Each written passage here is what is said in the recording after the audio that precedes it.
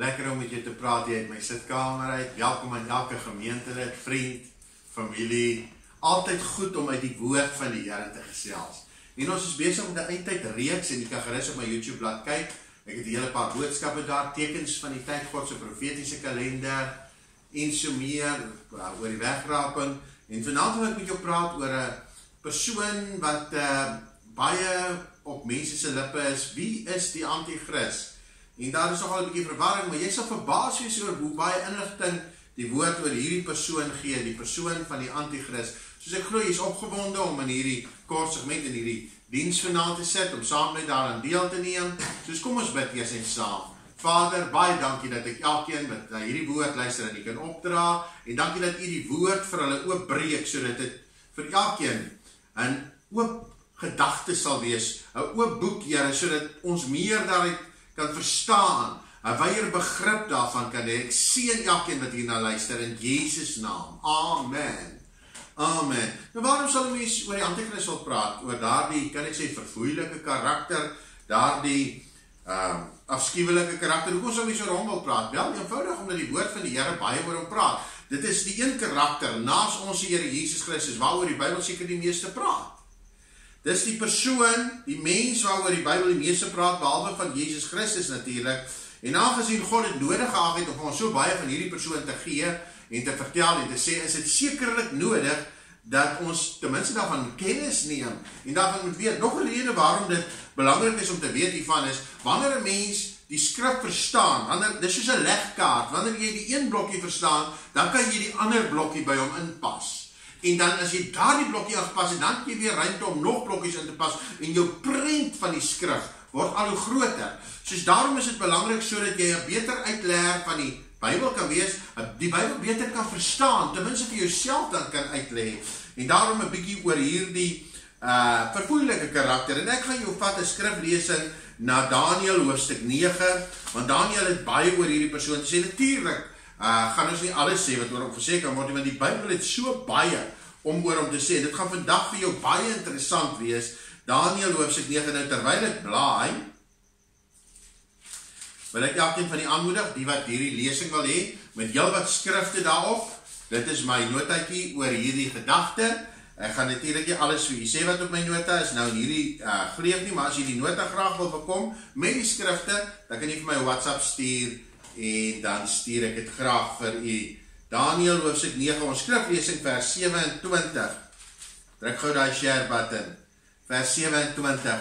Die Bybel sê in Daniël 9 vers 27, en hy, verwysende die anti-kris, hy sal 1 week lank, en ons weet hierdie week is 7 jaar, want die hele hoofstuk gaan oor jare. Dit gaan oor 'n jaarweek. Elke dag tel nou hier vir 'n jaar. Dit is baie duidelik in die hoofstuk. Dit is hoe dit verstaanbaar is.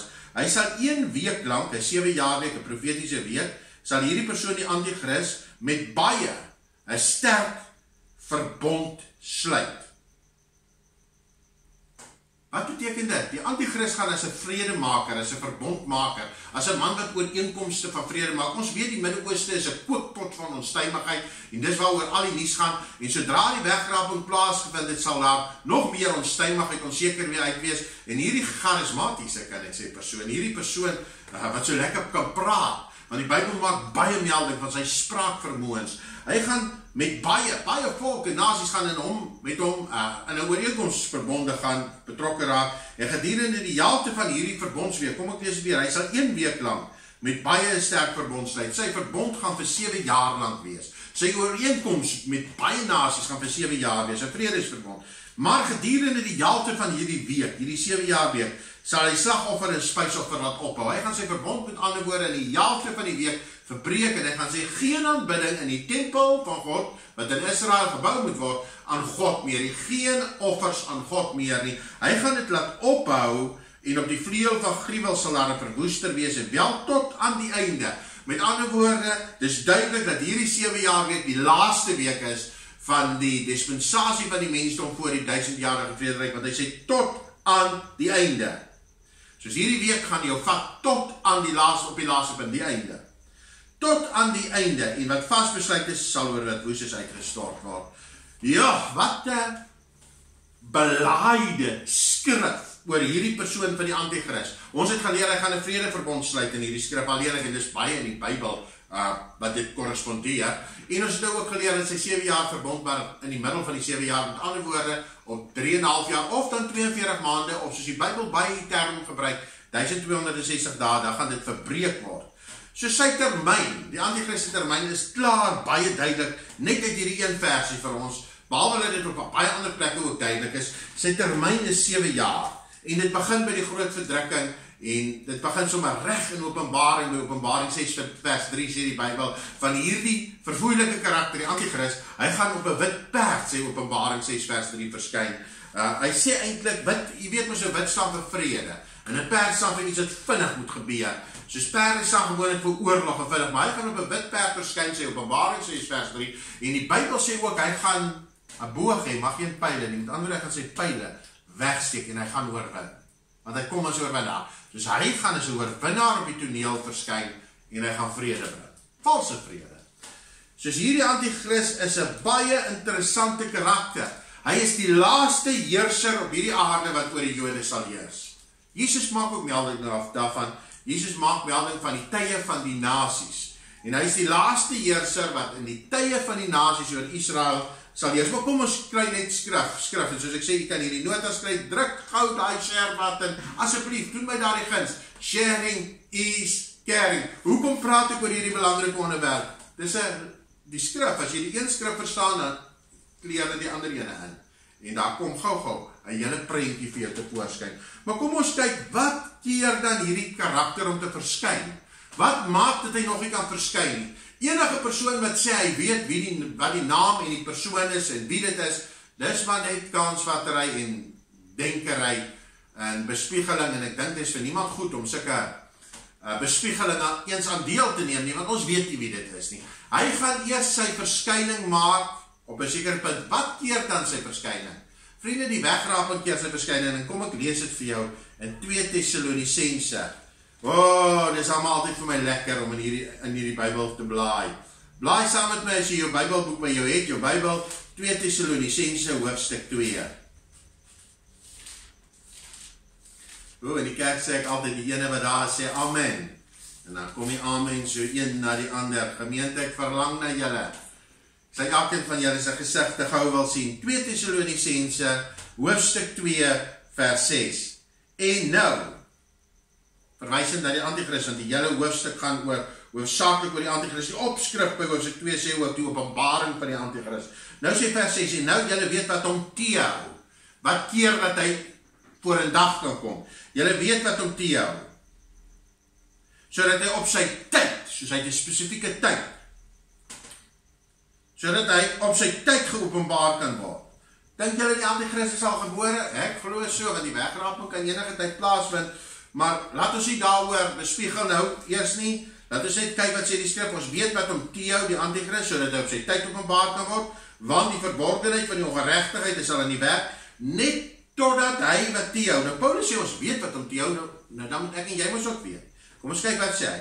Hy sê hy kan eers openbaar word totdat hy wat nou teehou uit die weg geruim is. Soos wat moet uit die weg geruim word? Hy kan eers openbaar word wanneer dit wat hom keer weggevat is. Iets keer die Antichrist. Vers 8 sê, dan, as daai iets het weggevat is, dan sal die ongeregtige geopenbaar word. Met ander woorde, dan sal dit vir almal bekend wees, wat nou oop oë het natuurlik. Gelowiges wat agtergebly het by die wegraping. Hoekom sê ek gelowiges wat agtergebly het? Almal is nie wegrapings gereed nie, vriende. Mense wat na die wegraping tot bekering gaan kom, ja, luister gerus na my vorige lesings, dit sal vir jou baie insiggewend wees, moenie nou afsit nie. Luister gerus voort, ek kyk na die hele reeks daar op YouTube, subscribe gerus daar. Dit gaan vir jou 'n eye-opener wees. Maar die Bybel sê, dan sal die ongeregtige geopenbaar word, soos iets moet weggevat word, voor hy geopenbaar kan word. Hy wat die Here met die asem van sy mond sal verdelg, soos God gaan hierdie Antichrist verdelg, iewerster, en hom tot niet maak. Nou, wat keer nou die Antichrist? Daar is nou iemand of iets, of iemand wat die verskyning van die Antichrist teehou. En hierdie iemand of iets is niks anders as die kerk nie. Dis niks anders as die kerk nie, want die wegraping gaan al die gelowiges wegneem, en die kerk is te sterk. Al die gelowiges wat gereed is vir die Here, wat wegrapingsgereed is. Die kerk is te sterk vir die antichrist om nou te verskyn, liewe vriende. Hy kan nie nou verskyn nie. Die Bybel sê, totdat hy wat nou Theo uit die weg geruim is. Hoekom verwys die Bybel na hy? Mens kan in die kerk as hy of sy verwys hy, omdat dit die liggaam van Christus is, en sy, omdat dit die bruid van Christus is. Daarom kan mens na hy of sy verwys. Totdat hy wat nou uit die weg geruim, wat hom Theo uit die weg geruim is. Nou, hoe gaan die antichrist program werk? Soos ek gesê, dit is soos 'n legkaart wat ek vir u bou, ek haal vir die skrifte uit, sodat jy baie ander skrifte in die Bybel baie beter kan verstaan. Sodat jy kan weet, is hierdie skrif op my van toepassing in die tyd waarin ek lewe, of is dit eers na die wegraping van toepassing en jy die Bybel beter kan verstaan? Nou, die antichrist se loopbaan is hoofsaaklik in 2 dele van 3,5 jaar elk ingedeel. Sy program, volgens die Bybel, is in hierdie 2 dele, 3,5 jaar of 42 maande, en 3,5 jaar en 42 maande. Die Bybel gebruik baie die term 1260 dae en 1260 dae. Dit is sekerlik die mees gedokumenteerde tyd in die ganse skrif, wat duidelik vir ons die tyd gegee word. Hierdie koning, in aanhalingstekens, wat sal regeer vir 2 periodes van 1260 dae na mekaar. In die eerste periode van 1260 dae is hy hierdie vredemaker. Valse vrede. Kom ek lees vir u daai vers wat ek net nou maar aangehaal het in Openbaring 6 vers 2. Kom ek lees dit vir u. Openbaring is my gunsteling boek in die Bybel, en terwyl ek dit sê, ek beplan om van die week af 'n hele klompie Openbaring lesings op te laai, waar ek Openbaring vers vir vers behandel. Soos gaan subscribe gerus op my YouTube blad. Kost mos nou niks om te subscribe, en dan kan jy hierdie lesings een vir een luister, vers vir vers, die boek van Openbaring, gaan vir jou, hierdie boek is 'n oop boek, Openbaring, dis kom sy naam Openbaring is 'n revelation, dis nie 'n toeboekie, maar Openbaring 6 vers 2 sê, ek het gesien en kyk, daar was 'n wit perd. Baie kere praat ons, en sing ons van die ruiter op die wit perd, verwysend na Jesus, maar dis eers aan die einde van Openbaring, hier is in die begin, en hierdie wit perd verwys na die antichrist. Hy sê, daar was 'n wit perd, en hy wat daarop sit, en hierdie hy is nou met 'n klein letter, want is nie ons Here Jesus Christus nie. Hy wat daarop sit het 'n boog en aan hom is 'n kroon gegee en hy het uitgegaan om as oorwinnaar op te tree. En dis die begin van sy loopbaan. 'n Wit perd omdat wit vir vrede staan, 'n perd omdat dit vinnig kan gebeur en eintlik maar die begin van oorlog is, alhoewel hy 'n vredesoorlog mee begin. En hy wys nie sy pyle nie, want hy is 'n sliek karakter. Daniël 9:27, weer ons skriflesing, kom ek al weer aan. Hy sal 1 week lang met baie nasies, baie volke, baie mense sal hy 'n vrede sterk, die Bybel sê 'n sterk verbond. Soos dit gaan, 'n baie sterk verbond, dus mense gaan nie maklik daar uit kan kom nie. 'n Sterk verbond sluit, gedurende die helfte van hierdie 7 jaar week, die helfte van hierdie week, sal hy slagoffer en spysoffer laat ophou, anderswoorde hy gaan alle aanbidding na God, veral uit die tempel van in Jerusalem, waarvoor ons wag om gebou te word, vir interessantheid, die toerusting en gereedskap en die boumateriaal is reeds gereed daarso in 'n groot mate, en hulle wag om te bou enige dag, maar in die middel van die 7 jaar verdrukking sal hierdie tempel al in werking wees, en of hy gebou gaan word voor die verdrukking, of aan die begin van die verdrukking, dit weet ek nie, maar ek weet hy kan eersdaags begin bou word, en hy sal hierdie bring van offers aan God stop, sê Daniël 9:27, nou, dis die eerste helfte, aan die einde van die eerste helfte stop hy dit. En wat gaan dan gebeur? Wat is die program, die loopbaan van hierdie karakter? Dalk ek wil sê saam met Judas Iskariot, die 2 mees tragiese mense wat die Bybel van praat. Tragies omdat hulle so vyhandig teen God is. 1 Tessalonisense vir beginners te vertel van wat gebeur in die tweede helfte van sy loopbaan. En hoekom hierdie skrifte, sodat jy 'n beter uitleg van die skrif kan doen, en sodat jy baie ander skrifte beter kan verstaan. Dis dalk net die stukkie van die legkaart wat jy nodig het, sodat ander skrifte vir jou in plek kan val, en sodat jy ons Here Jesus beter kan dien, want kennis help ons mos om hom te dien. Kennis van die skrif, ons wil hom ons beter leer ken. Nou ja, kom ek lees vir u daai 1 Tessalonisense. Hoofstuk 5 en wel die 3de versie.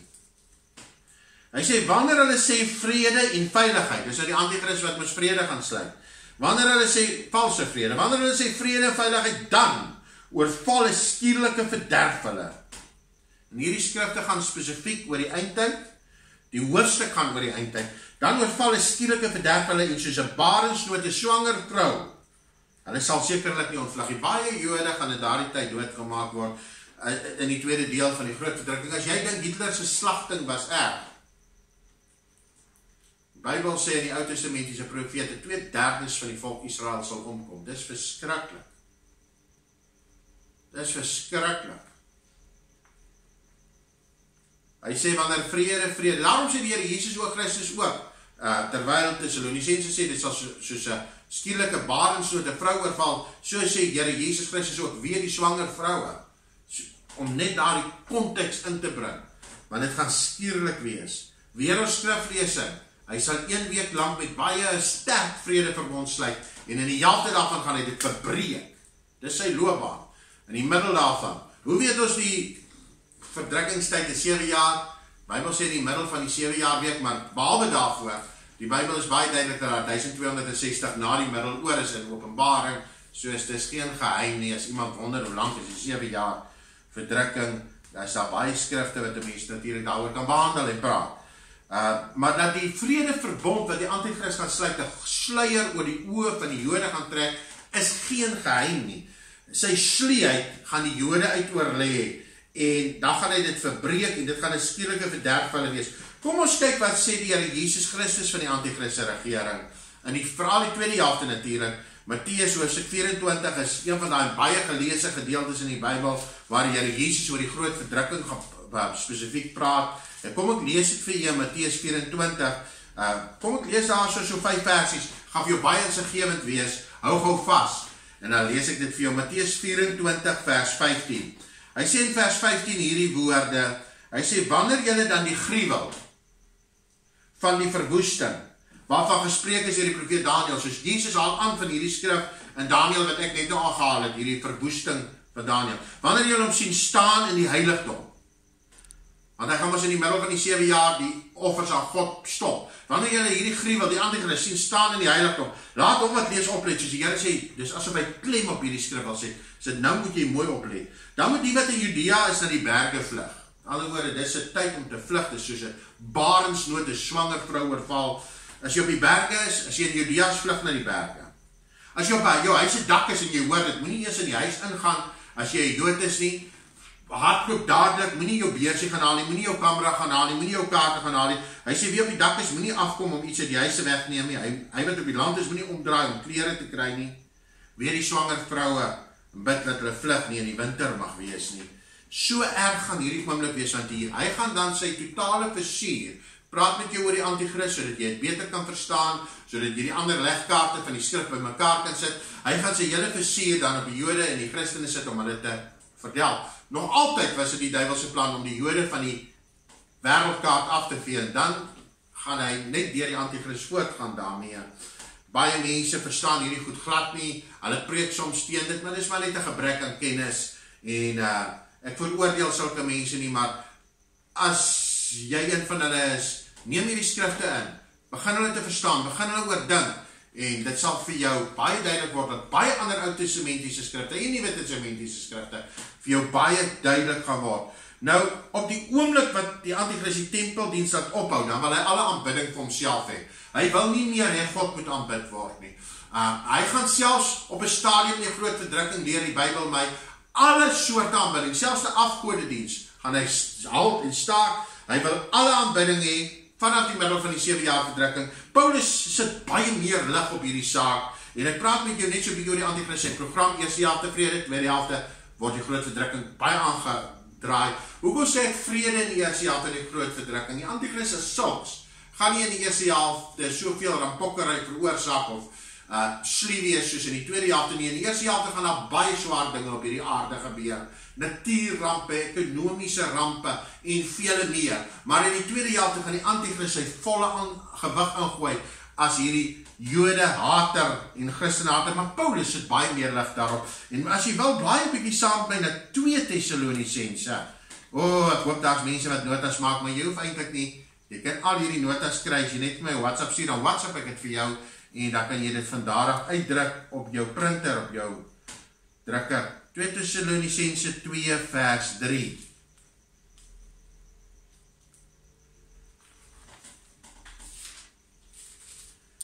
Gee Paulus so 'n bietjie meer lig. Hy sê dat niemand julle op enige manier mislei nie.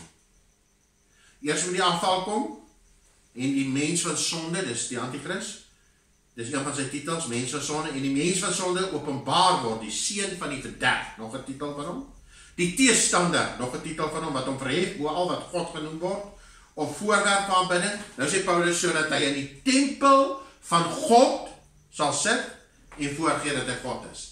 So hy gaan in die tempel in Jerusalem gaan sit en voorgee dat hy God is. Daar is tans nie 'n tempel nie. Soos ek sê, die toeriste, die boumateriaal is gereed, hulle kan hom binne baie kort tyd natuurlik bou. As jy sien die tempel word nou gebou, dan kan jy maar weet, die koms van die Here lyk baie naby te wees. Want eers die wederkoms, dan kan hy verskyn, want die wegraping, die kerk hou die Antichrist te, het ek net of jy behandel in die skrifte, en jy kan dit self lees, en daar's vele skrifte. Maar terwyl die kerk om te hou, gaan hy in die middel van die groot verdrukking in die tempel sit en voorgee dat hy God is. Hierdie vers wat ek nou gelees het sê, sodat hy in die tempel sal sit en voorgee, in die tempel van God, as God sal sit en voorgee dat hy God is.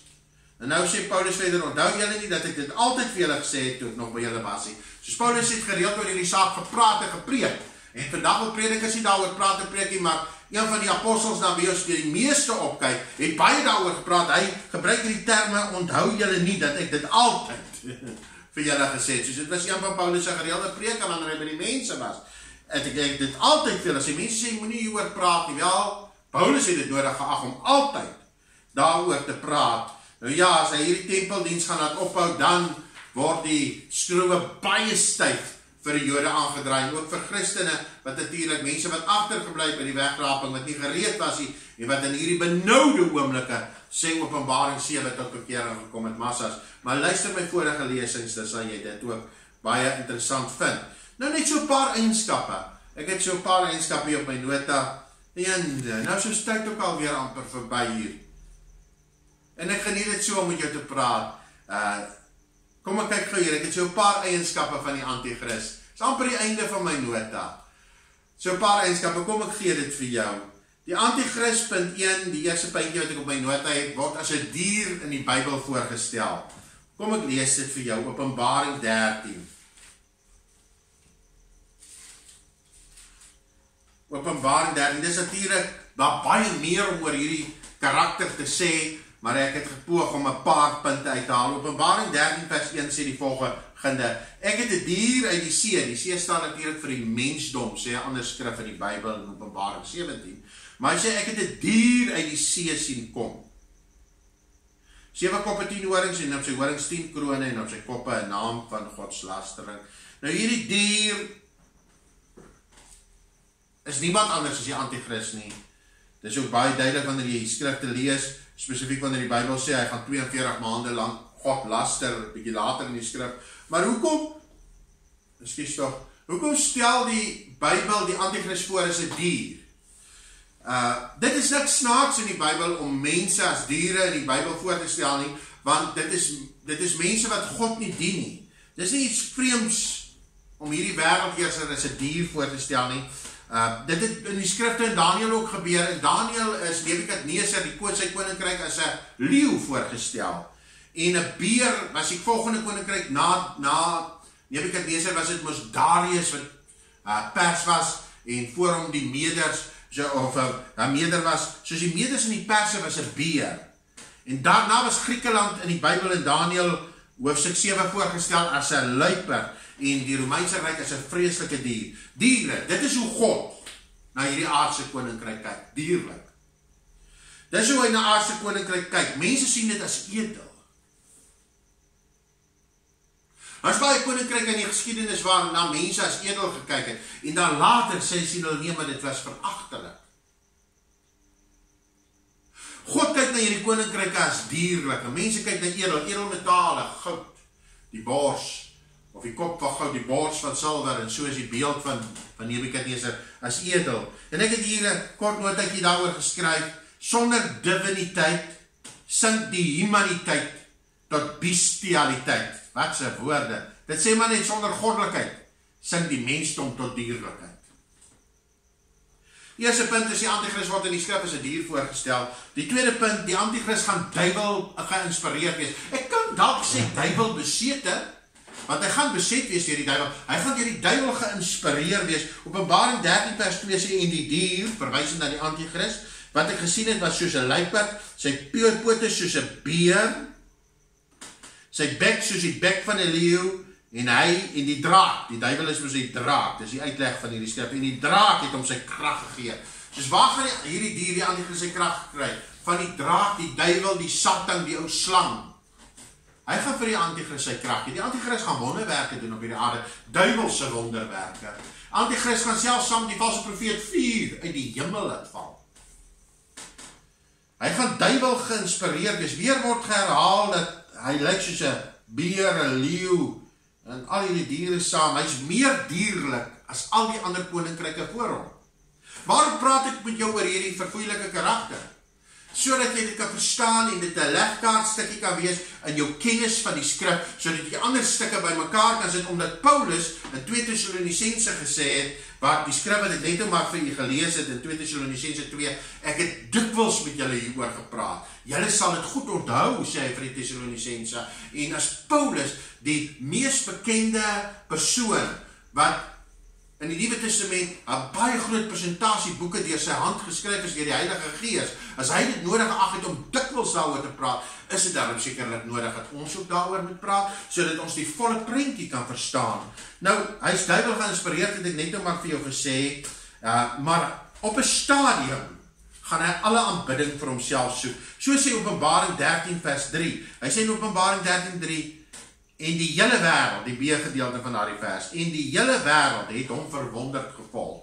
Vers 4, en hulle, die wêreld het die draak, dis in jou duiwel, aanbid, en die dier, dis die antichrist, en hulle die dier aanbid, en gesê, wie is in die dier gelyk? Dit gaan 'n tyd wees van Satan aanbiddery in die tweede helfte van die groot vertrekking, soos wat jy nog nooit van gehoor het nie.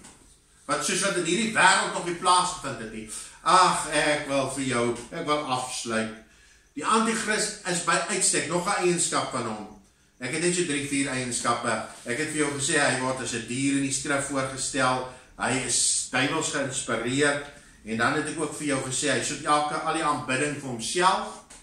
Want hy gaan in die tempel sit en voorgee dat hy God is. Hy wil alleen aanbid word. Maar dan die laaste eienskap wat ek op my nota vir jou hier het is, die antichrist is 'n lasteraar, hy's 'n vloeker. Hy's 'n lasteraar. Ek weet nie of daar ooit so 'n mens op hierdie aarde gebore is wat so kan vloek, so kan laster. Laster beteken eintlik om die naam van die Here ijdel te gebruik. Maar so kan laster soos hierdie antichrist nie. Want Openbaring 13 vers 5 sê, en 'n mond is aan hom gegee wat groot woorde van Gods lastering uitspreek. En aan hom is mag gegee om dit 42 maande te doen. Soos is die laaste deel van die 7 jaar. Ons weet nou, hy gaan in die middel openbaar word, dan gaan hy begin 'n laster, 42 maande, soos voor dit 42 maande, soos is 7 jaar. Daar is jou antwoord. Jy wat gewonder het hoe lank die groot verdrukking is, nog 'n vers wat dit bewys. Hy gaan 42 maande lank God laster. Vers 6 sê, en hy het sy mond oopgemaak. Dis hoekom hy sy mond oopmaak, net om te vloek. Hy het sy mond oopgemaak om te laster teen God en sy naam en sy tabernakel. En die wat in die hemel woon. Soos hy laster God, die naam van God, en al die hemelbewoners, of dit nou engele is, en of dit ek en jy op daai stadium in die hemel gaan wees, omdat ons saak met God reg is, en omdat ons het skik met God, en oor die tabernakel, God se woonplek. Tabernakel beteken eintlik woon. God woon oor ons. Hy slaan sy tent oor ons op. En hy gaan dit 42 maande lank doen, gaan hy teen God laster, totdat Christus sy einde aan hierdie regering gaan maak. Hy gaan hom met sy asem verdelg. Christus gaan weer kom daarna. Ons noem dit die wederkoms vir die 1000-jarige vrederyk. En dan maak hy 'n einde aan hierdie verfoeilike karakter. Sy einde sê Openbaring 12:11, dalk net hierdie een vers.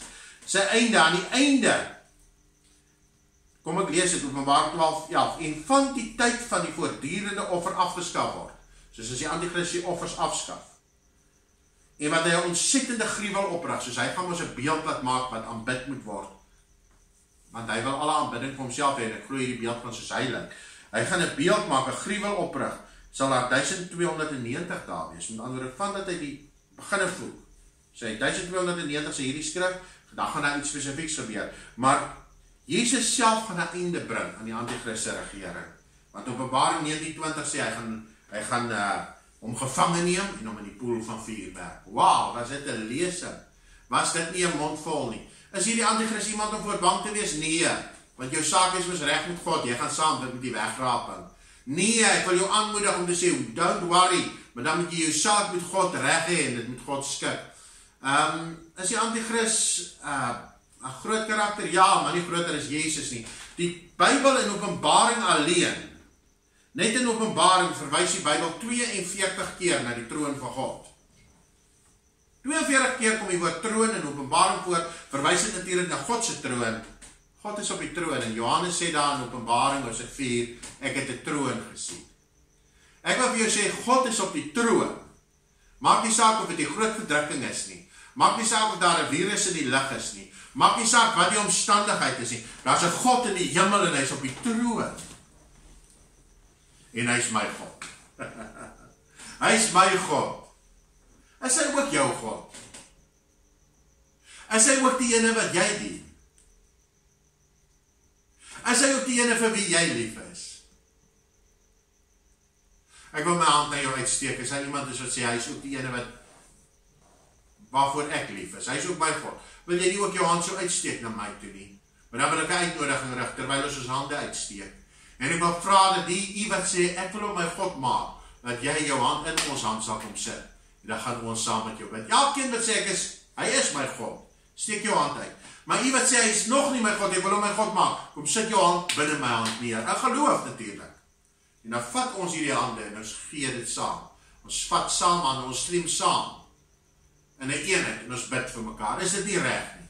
Dis mooi. Die Bybel sê wat 2 of 3 saamstem. Vader, ek dra elkeen op wat sê ek is nog nie gereed nie, maar ek wil gereed maak. Ek dra elkeen op wat sê, help my, Here. Dankie vir hande wat nou sê, Here, hier is my lewe. Net daar waar jy is, vat my jou hande en lig hulle so op en sê, Here, ek gee my lewe vir U. U wat gereed is, bid dit ook saam. U, my familie, kom ons bid almal saam. Here, hier is ons lewe. Dis in U hande. Maak met ons soos wat U wil. Vorm ons, maak ons. U is ons saligmaker. En U wat gereed maak, bid saam met my. Sê, Here, ek maak U ook my saligmaker. My redder. My verlosser. Ek neem U aan. Ek glo in Jesus. Amen. Amen. Dankie dat jy hierdie lering saam met my gedeel het, dat jy saam met my kyk. Dankie dat jy die share button druk, want dit gaan vir baie mense baie beteken. Druk hy like button, share dit, nooi iemand, hou 'n watch party en kom ons dien die Here. Ons leef in 'n tyd van gereedmaak terwyl die wêreld geskit word. Ja, ekonomie word geskit, dis geen geheim nie. Ons kan mooi praatjies hou soos wel, ekonomie word geskit. Maar vir my en jou sal God deur hierdie duisternis vat en ons sal lig hê. En mag God jou beurs en jou ekonomie herstel, maar meer is dit, mag ons lewens in hierdie tyd blom vir Jesus. I love you all. Moenie vergeet van my Openbaring reeks wat ek hierdie week op YouTube laai nie. Gaan kyk gerus daar, subscribe. Dit kos mos niks om te subscribe nie, maar dan kry jy gereeld 'n boodskap dat daar 'n nuwe boodskap op is. En sien jou volgende week. Sien jou weer. Kyk uit om julle weer te sien. Julle is kosbaar vir Jesus. Bye.